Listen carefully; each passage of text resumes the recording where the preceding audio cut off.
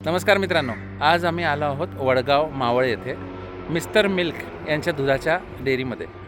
यांच्याकडे 600हून जास्त देशी गाई आहेत. याच्यामध्ये जास्तीत जास्त साहिवाल आहेत आणि आज आम्ही इथली छोटीशी टूर घेणार आहे आणि इथून दूध आणि तूप विकत घेऊन घरी घेऊन जाणार आहे. चला बघूया. हे बघा, ह्यांचे एवढी मोठ्या सायलेज पिट्स आहेत. आम्ही आता गाईंच्या बाहेरच्या बाजूने जाऊन आतमध्ये टूर घेतो आहे.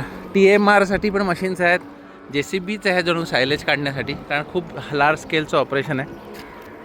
बघा इकडे तुम्ही बघू शकता, आहे त्यांचं TMR मशीन आहे आणि एक शेड हे 1 एकराचं आहे. हे पूर्णपणे ओपन शेड आहे गाईंसाठी. तर आपण आता आज जाणार आहोत आणि गाई बघणार आहोत. बघा, नाही का ओपन हाऊसिंगमध्ये सगळ्या गाई आहेत. आणि हे बघा, इथे त्यांनी एक प्रकारचं म्युझिक लावलेलं आहे. पूर्ण वेळ गाईंना सुंदर बासरी ऐकायला मिळते.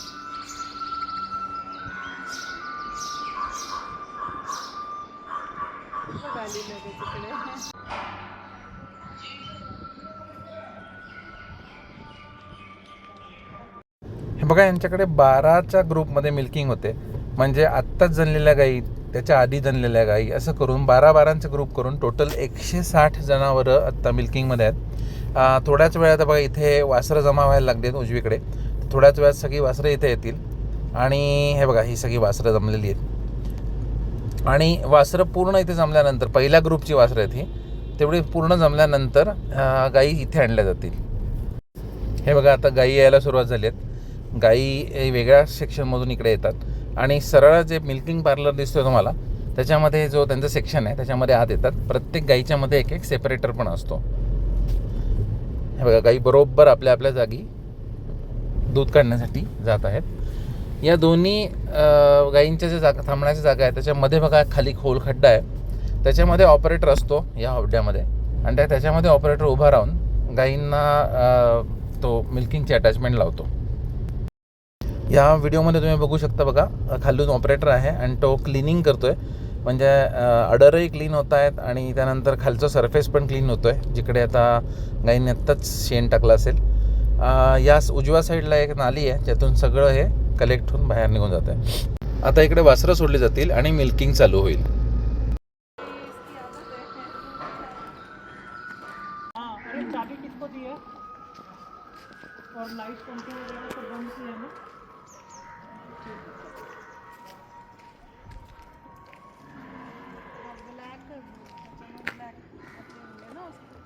हे बघा, 1.5 वर्षाच्या आतील सर्व वासरं इकडे आहेत. सॉर्टेड सिमेंट वापरल्याने जास्तीत जास्त कालवडीच होतात आणि गोरे फार कमी होतात.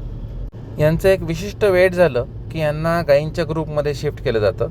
तोपर्यंत या सगळ्या कालवडी या एकत्र याच बाजूला असतात. ह्या सगळ्या दूध सुटलेल्या कालवडी आहेत.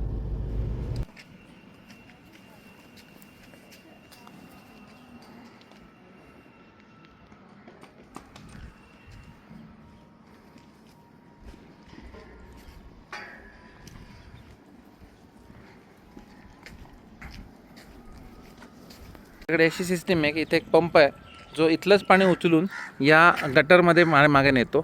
या सगळीकडचं जो मलमूत्र असतं ते इथून वाहून येतं.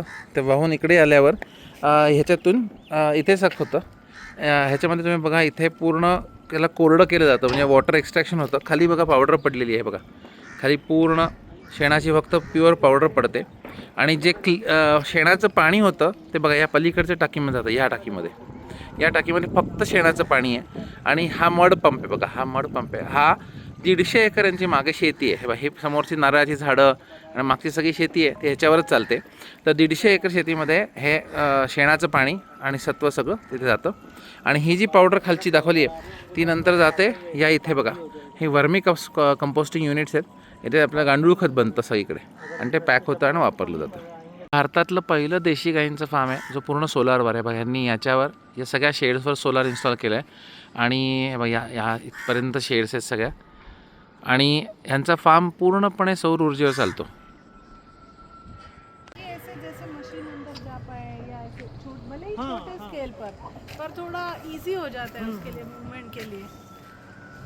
टूर संपलेली आहे. कॉन्फरन्स रूममध्ये बसून आम्ही पूर्ण प्रोसिजर आणि हे पाहिली. आणि हे बघा, एवढ्या सुंदर क्वालिटीचं पॅकिंगचं दूध आहे. हे आम्ही घेऊन चाललो आहे आमच्या पुण्यातल्या नातेवाईकांना द्यायला. आणि तूपसुद्धा घेऊन चाललो आहे इकडून.